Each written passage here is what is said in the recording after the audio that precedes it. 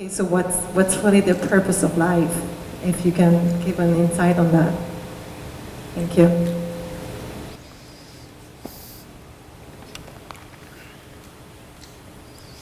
Isn't it fantastic that if there's no purpose, you have nothing to fulfill, you can just live?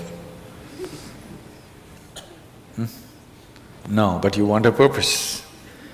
And not a simple purpose, you want a God-given purpose. It's very dangerous. People who think they have a God-given purpose are doing the cruelest things on the planet. Yes or no? They are doing the most horrible things, and they've always been doing the most horrible things. Because when you have a God-given purpose, life here becomes less important than your purpose. No, life is important. Life is important. When I say life, I am not talking about your family, your work, what you do not do, your party. I'm not talking about that as life. This is life, isn't it? Life is within you or around you. The ambience of life, you're mistaking the ambience of life for life. Your home, your family, your workspace, your party, this is all ambience of life. This is not life, isn't it? Yes or no? You're mistaking the ambience for the real thing. No. Life is important because it's the only thing you know. You don't know anything else. Do you know something else? Rest is all imagined stuff, isn't it? The only thing is that this is beating and alive and that's all there is. So is this important? It is of paramount importance. Not you as a person, that's not important. But you as a piece of life, it's very important. Because that is the basis of everything. When I say that is the basis of everything, the universe exists for you only because you are, isn't it? Yes or no? The world exists for you only because you are, otherwise it wouldn't exist in your experience. So, in every way, this is important. So what is the purpose for this?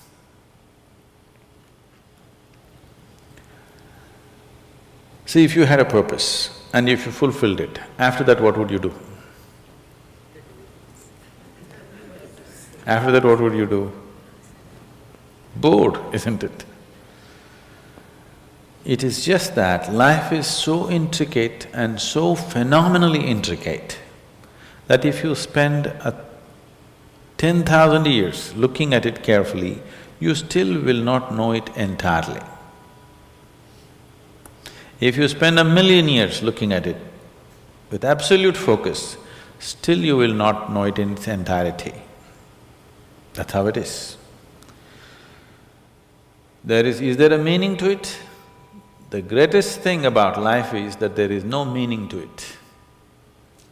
This is the greatest aspect of life, that it has no meaning to it and there is no need for it to have a meaning.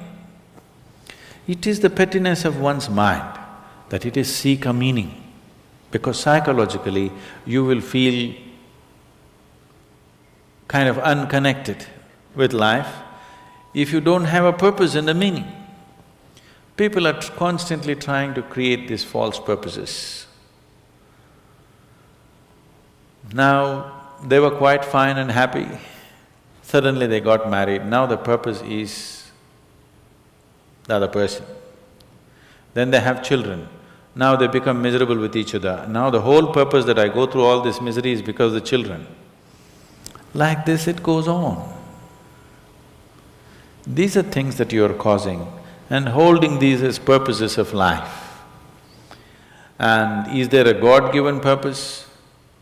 What if God does not know you exist? No, I'm just asking by chance.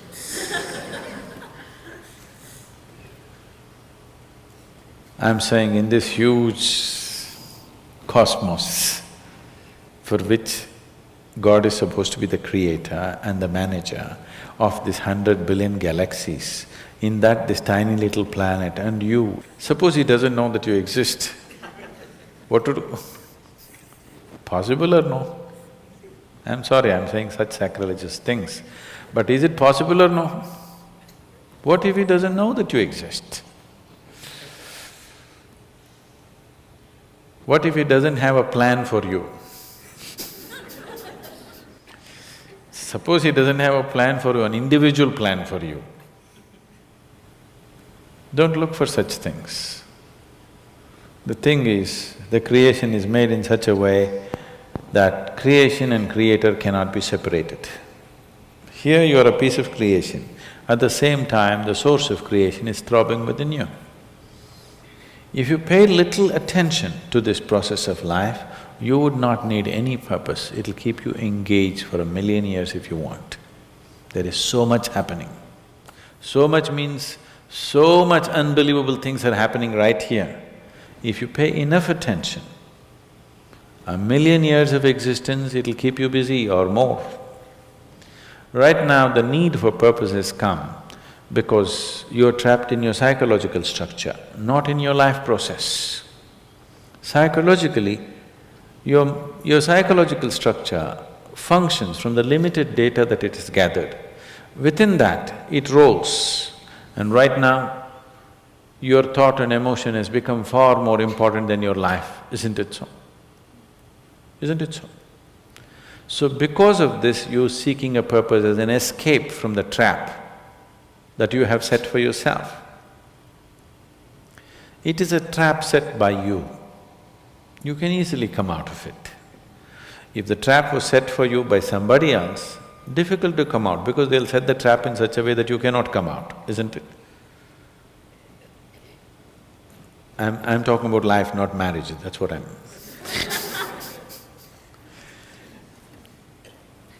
That's what. So this is a trap set by you. This is easy to come out, but that is the whole thing.